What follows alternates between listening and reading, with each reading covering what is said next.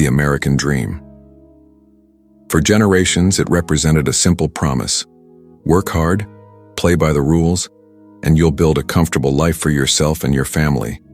A house with a white picket fence, a car in the driveway, the ability to send your kids to college, a secure retirement. This wasn't just propaganda or empty rhetoric. For much of the 20th century, this dream was achievable for millions of Americans. The middle class wasn't just surviving, it was thriving, expanding, and defining what it meant to be American. But something fundamental has broken. Today, we're witnessing the systematic dismantling of the American middle class, a transformation so profound that it's reshaping the entire social fabric of the nation. This isn't a temporary setback or a cyclical economic downturn. This is a structural collapse decades in the making, and its consequences will echo for generations to come. Let's start with the numbers because they tell a story that's impossible to ignore. In 1970, the middle class comprised roughly 61% of American households. Today, that number has shrunk to around 50%. For the first time in modern American history, the middle class no longer represents the majority. But it's not just about the shrinking size, it's about the hollowing out of what middle class actually means. Consider purchasing power. In 1973, a worker earning the median wage could support a family of 4, own a home, and still have money left over for savings and occasional luxuries. Today, that same median wage adjusted for inflation has barely budged, while the cost of everything that defines middle-class life has skyrocketed. Housing costs have increased by over 300% when adjusted for inflation. Healthcare costs have exploded by more than 500%. College tuition has risen by an astronomical 1,200%. Meanwhile, wages have increased by just 10% in real terms over the same period. Think about what this means in practical terms. A single-income household could once sustain a middle-class lifestyle. Today, even dual-income households struggle to achieve what their parents had with one paycheck. The goalposts haven't just moved, they've been launched into another dimension entirely. Young Americans today are the first generation in modern history expected to be worse off than their parents. That's not just an economic statistic, it's a fundamental break in the social contract that has defined American society. The wealth gap tells an even starker story. In 1989, the top 1% of Americans held about 23% of total household wealth. Today, they control over 32%. Meanwhile, the bottom 50% of Americans have seen their share of wealth decrease from 4% to just 2%. We're not talking about a widening gap. We're talking about a chasm that's becoming unbridgeable. But how did we get here? This collapse wasn't inevitable. It wasn't the result of natural economic forces or unavoidable technological change. It was engineered through specific policy decisions, corporate practices, and ideological shifts that prioritized short-term profits and wealth concentration over broad-based prosperity. To understand the present crisis, we need to examine the deliberate dismantling of the systems that once protected and nurtured the middle class. The story begins in the 1980s with a fundamental shift in economic philosophy. The post-war consensus that had created the largest and most prosperous middle class in human history was abandoned in favor of what became known as neoliberalism or trickle-down economics. The promise was simple and seductive. Cut taxes on the wealthy and corporations, reduce regulations, weaken unions, and prosperity would trickle down to everyone. The rising tide would lift all boats, except it didn't. The tide rose dramatically, but it only lifted the yachts while swamping the rowboats. The wealth that was supposed to trickle down instead gushed upward at an unprecedented rate. Let's examine the first major pillar of middle-class destruction: the systematic attack on labor power and workers' rights. In the 1950s, roughly 1/3 of American workers belonged to a union. These unions negotiated not just for their members but effectively set wage standards across entire industries. Union workers earned substantially more than non-union workers, and crucially, they had benefits: health insurance, pensions, paid vacation, job security. These weren't luxuries. They were the foundation of middle-class stability. But starting in the 1980s, a coordinated assault on unions began. It started symbolically in 1981, when President Reagan fired over 11,000 striking air traffic controllers and banned them from federal service for life. This sent a clear message to corporate America. The government would not stand with workers. Companies took note and began aggressive union-busting campaigns. They hired specialized law firms whose sole purpose was to prevent unionization. They fired workers who tried to organize, knowing the penalties were negligible compared to the cost of unionization. They moved factories to right-to-work states or offshore entirely, threatening workers with job loss if they didn't accept concessions. The results were devastating. Today, union membership has fallen to just over 10% of the workforce, and only 6% in the private sector. This collapse in union power directly correlates with wage stagnation. Studies consistently show that the decline in unionization accounts for a significant portion of the increase in inequality. When workers can't collectively bargain, they have no leverage against increasingly powerful corporations. They become price takers rather than negotiators, forced to accept whatever wages and conditions employers offer. But the attack on labor went beyond unions. Corporations pioneered new employment models designed to avoid the costs and obligations of traditional employment. The rise of contract work, gig economy jobs, and pervasive use of part-time employees allowed companies to shed responsibility for benefits, job security, and wage standards. Today, millions of Americans work without health insurance, without retirement benefits, without paid sick leave, without any of the protections that once defined middle-class employment. They're called independent contractors or associates or partners. But the reality is they're workers without rights, shouldering all the risks while corporations reap all the rewards. The second pillar of destruction was the financialization of the American economy. In the post-war era, American corporations operated under what was called stakeholder capitalism. Companies had obligations not just to shareholders but to workers, communities, and the broader society. CEOs earned roughly 20 times what their average workers made. Profits were reinvested in research, development, and workforce training. Companies maintained loyalty to their workers, and workers maintained loyalty to their companies. This model was systematically dismantled and replaced with shareholder primacy, the doctrine that corporations exist solely to maximize shareholder value.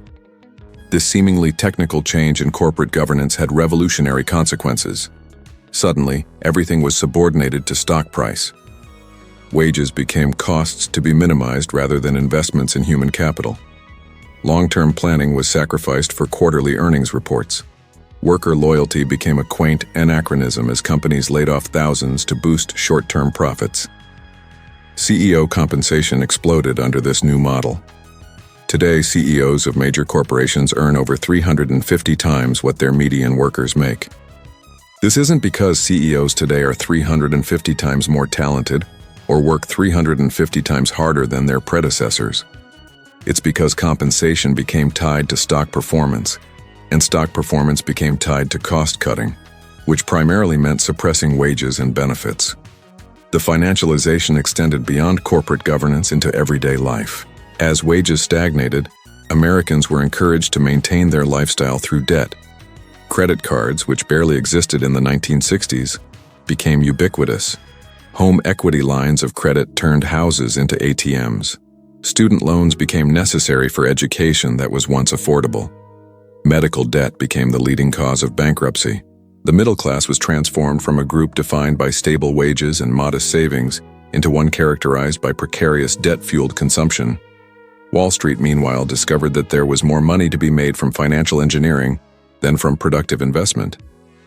The financial sector grew from roughly 4% of GDP in the 1980s to over 8% today, extracting wealth from the productive economy rather than facilitating it. Private equity firms perfected the art of buying companies with borrowed money, loading them with debt, extracting fees and dividends, and then either selling them or letting them collapse into bankruptcy. Thousands of companies and millions of jobs were destroyed in this process, but the financiers walked away with billions. The third pillar of middle-class destruction was the systematic defunding and privatization of public goods and services. The post-war middle class didn't just benefit from good wages, it benefited from robust public investment. State universities charged minimal tuition, making higher education accessible to anyone with ability regardless of family wealth. Public infrastructure, roads, bridges, water systems, public transportation, was well maintained and continually improved. Public schools were well funded and served as engines of social mobility. These weren't handouts or welfare. They were collective investments that paid dividends for the entire society. But the tax revolt that began in the late 1970s and accelerated in the 1980s fundamentally changed this equation. The top marginal tax rate, which had been over 90% in the 1950s and 70% in the 1970s, was slashed to under 40%. Corporate tax rates were similarly reduced. The promise was that lower taxes would spur investment and growth that would benefit everyone. But what actually happened was that public services were starved of funding while private wealth accumulated at the top. Public universities, once nearly free, began charging tuition that increased far faster than inflation. Students who once graduated debt-free now leave school with an average of $30,000 in loans, and many carry far more. This debt burden delays or prevents homeownership, business formation, family formation, all the markers of middle-class life. An entire generation has been forced to mortgage their future before their adult lives even begin. Public infrastructure crumbled as maintenance was deferred and new investment dried up. The American Society of Civil Engineers consistently gives American infrastructure failing grades, estimating a multi-trillion-dollar investment gap. This isn't just about potholes and rusty bridges. It's about the competitive disadvantage imposed on American workers and businesses, and the literal danger posed to public safety. Public schools faced similar disinvestment, particularly in poor and working-class communities. As funding decreased, quality declined, creating a two-tier system where wealthy communities maintained excellent schools through local property taxes, while poor communities struggled with overcrowded classrooms, outdated materials, and demoralized teachers. Education, once the great equalizer and engine of social mobility, became a mechanism for entrenching inequality. Healthcare represents perhaps the most dramatic failure of privatization. The United States is the only developed nation without universal healthcare, instead relying on a patchwork system of employer-provided insurance, government programs for the elderly and poor, and a private market for everyone else. The results are catastrophic. Americans pay more than twice as much per capita for healthcare as citizens of other developed nations, yet have worse health outcomes by virtually every measure. Medical bankruptcy is unknown in other developed countries, but is commonplace in America. Millions of Americans avoid seeking medical care because they can't afford it, leading to worse health outcomes and higher eventual costs. The privatization extended to retirement security. The shift from defined benefit pensions to defined contribution 401k plans transferred all investment risk from employers to workers. Instead of guaranteed retirement income, workers now gamble their retirement security on stock market performance. Many workers lack access to any retirement plan at all. The result is a looming retirement crisis, with millions of Americans approaching old age with inadequate savings and facing the prospect of poverty in their final years. The fourth pillar of destruction was globalization without protection for workers. International trade can be beneficial, creating efficiencies and lowering costs. But the way globalization was implemented in America prioritized corporate profits over worker welfare. Trade agreements were negotiated by and for corporations, with minimal input from labor or consideration for workers who would be displaced. Manufacturing, once the backbone of the American middle class, was systematically offshored to countries with lower wages, fewer regulations, and weaker labor protections. Entire communities built around manufacturing were hollowed out. The jobs that replaced manufacturing, retail, food service, healthcare, generally paid less and offered fewer benefits. Workers were told to retrain for the new economy, but the new economy offered fewer opportunities for stable, well-paid employment without advanced degrees. The mobility that once characterized American society, the ability to move from working class to middle class, from middle class to upper middle class, has declined dramatically. America now has less economic mobility than most other developed nations. The zip code you're born in is a better predictor of your economic future than your talent or effort. The land of opportunity has become the land of entrenched advantage and disadvantage. The consequences of this middle-class collapse extend far beyond economics into the social and political fabric of American society. When the middle class thrives, it serves as a stabilizing force, a buffer between the wealthy and the poor, a group with a stake in maintaining social order and democratic institutions. When the middle class collapses, that stability disappears, replaced by polarization, extremism, and social fragmentation. We're seeing this play out in real time. Political polarization has reached levels not seen since the Civil War era. Trust in institutions, government, media, corporations, even science has plummeted. Conspiracy theories flourish in the vacuum, left by declining faith in established authorities. Demagogues exploit economic anxiety and status loss, channeling legitimate grievances towards scapegoats rather than actual causes. The social cohesion that once characterized American society is fraying, replaced by tribal identities and zero-sum thinking. The psychological toll is immense. The middle class wasn't just an economic category, it was an identity, a sense of security and dignity, a belief that hard work would be rewarded and that tomorrow would be better than today. As that identity erodes, it's replaced by anxiety, resentment, and despair.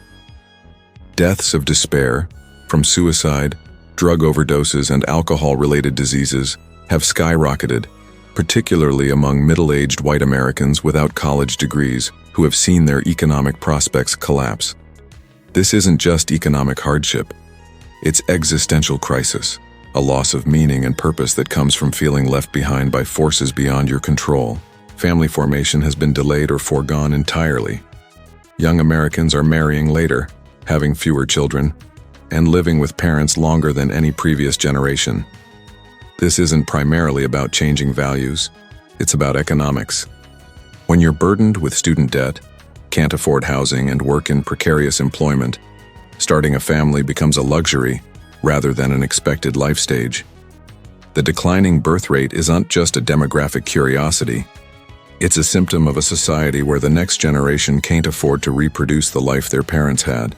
Geographic mobility has declined as well. Americans once moved freely in pursuit of opportunity, but today they're more likely to stay put. This is partly because housing costs in opportunity-rich areas have become prohibitive, but it's also because moving requires resources, savings for deposits, and moving costs. The ability to take time off work, confidence that better opportunities exist elsewhere. When you're living paycheck to paycheck, moving becomes impossible, trapping people in declining communities with few prospects. The collapse of local institutions has accelerated. As economic opportunity disappeared from many communities, so did the social fabric, churches, civic organizations, local businesses, community centers. These institutions once provided not just services, but social connection, shared identity, and collective purpose. Their decline has left many communities atomized, with individuals disconnected from each other and from any sense of collective life. The loneliness epidemic that public health officials now warn about is inseparable from this economic and social collapse. Education, once the guaranteed path to middle-class life, has become a gamble with uncertain returns. A college degree is still valuable on average, but the variance has increased dramatically. Some degrees lead to lucrative careers, while others leave graduates with debt and dim prospects. Meanwhile, the cost of education has increased so much that even successful graduates spend decades paying off loans, delaying wealth accumulation and life milestones. The promise that education guarantees upward mobility has been broken, yet young people are told they have no choice but to take on enormous debt in hopes of a middle-class life. Healthcare insecurity pervades middle-class life. Even those with insurance face high deductibles, copays, and out-of-network charges that can lead to financial catastrophe. The fear of medical bankruptcy shapes decisions about employment, entrepreneurship, and life choices. People stay in jobs they hate because they can't risk losing health insurance. They avoid seeking care for symptoms that might be serious. They ration medications or skip treatments because of cost. This isn't just about money. It's about the constant anxiety of knowing that illness or injury could destroy everything you've built. Housing, once the foundation of middle-class wealth building, has become a source of insecurity. In many cities, housing costs consume half or more of household income. leaving little for savings or other expenses. Home ownership, once the norm for middle-class families, is increasingly out of reach for young adults. Those who do buy homes often stretch themselves financially to the breaking point. One job loss or major expense away from foreclosure. Renters face constant insecurity, with landlords able to raise rents dramatically or evict with minimal notice. Housing has transformed from a stable foundation for middle-class life into a source of perpetual precarity. So where do we go from here? The collapse of the American middle class wasn't inevitable, and its restoration isn't impossible, but it requires acknowledging the structural nature of the problem and the scale of change necessary to address it. Tinkering at the margins won't suffice. We need fundamental reforms to rebuild the systems and policies that once created broad-based prosperity. First, we must restore worker power. This means not just protecting the right to unionize, but actively facilitating it. We need labor law reform that imposes real penalties on companies that violate workers' rights, that speeds up union elections, and that allows workers to organize across entire industries rather than workplace by workplace. We need to reclassify many contract workers as employees entitled to full benefits and protections. We need to raise the minimum wage to a level that actually supports a decent life, and index it to inflation so it doesn't erode over time. Strong unions and labor protections aren't obstacles to prosperity, they're prerequisites for it. Second, we must reform corporate governance to move away from shareholder primacy toward stakeholder capitalism. This means changing the legal and regulatory framework to require corporations to consider workers, communities, and long-term sustainability, not just quarterly stock prices. We need to reform executive compensation to reduce the incentives for short-term thinking and wealth extraction. We need to strengthen antitrust enforcement to break up monopolies and restore competition. We need to regulate the financial sector to prevent the kind of predatory practices that extract wealth from the productive economy. Third, we must rebuild public investment in the foundations of middle-class life. This means making public higher education free or nearly free again, as it once was and as it is in many other developed nations. It means investing in infrastructure not just to repair what's crumbling, but to build the systems needed for 21st century prosperity. It means properly funding public schools, particularly in poor and working-class communities. It means building affordable housing and regulating rental markets to prevent exploitation. These aren't costs, they're investments that pay returns for generations. Fourth, we must establish universal health care. Every other developed nation has figured this out. Americans pay more and get less than citizens of any comparable country. A single-payer or robust public option system would not only improve health outcomes, but would eliminate the anxiety and financial precarity that medical costs impose on middle-class families. It would free workers to change jobs or start businesses without fear of losing coverage. It would prevent medical bankruptcy and the rationing of care based on ability to pay. Fifth, we must reform taxation to reverse the upward redistribution of wealth. This means raising taxes on the wealthy and on corporations to levels that can support robust public investment. It means closing loopholes that allow the wealthy to pay lower effective tax rates than middle-class workers. It means taxing wealth, not just income, to address the massive concentration of assets at the top. It means using the tax system to discourage short-term speculation and encourage long-term productive investment. Progressive taxation isn't punitive. It's how we fund the public goods that benefit everyone and prevent the kind of wealth concentration that undermines democracy. Sixth, we must reform trade policy to protect workers. This doesn't mean ending international trade, but it means ensuring that trade agreements include strong labor and environmental protections, that they're negotiated with input from workers and communities, not just corporations, and that they include robust adjustment assistance for workers and communities negatively affected by trade. It means using tariffs and other tools strategically to protect key industries and prevent the race to the bottom in wages and working conditions. Seventh, we must address housing affordability through a combination of increased supply, regulation of speculation, and public investment in affordable housing. This means reforming zoning laws to allow more housing construction, particularly in high-opportunity areas. It means taxing vacant properties and speculative purchases that drive up prices without adding to housing stock. It means building public and social housing at scale, as many other countries do successfully. It means regulating short-term rentals that remove housing from the long-term market. Housing is too fundamental to middle-class stability to be left entirely to market forces. The obstacles to these reforms are formidable. Wealthy interests benefit from the current system and will fight to preserve it. They've captured much of the political system through campaign contributions and lobbying. They control much of the media and shape public discourse.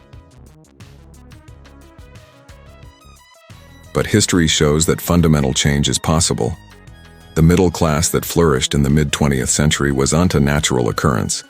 It was built through political struggle and policy choices. Labor unions fought and sometimes died for the rights that created middle-class jobs.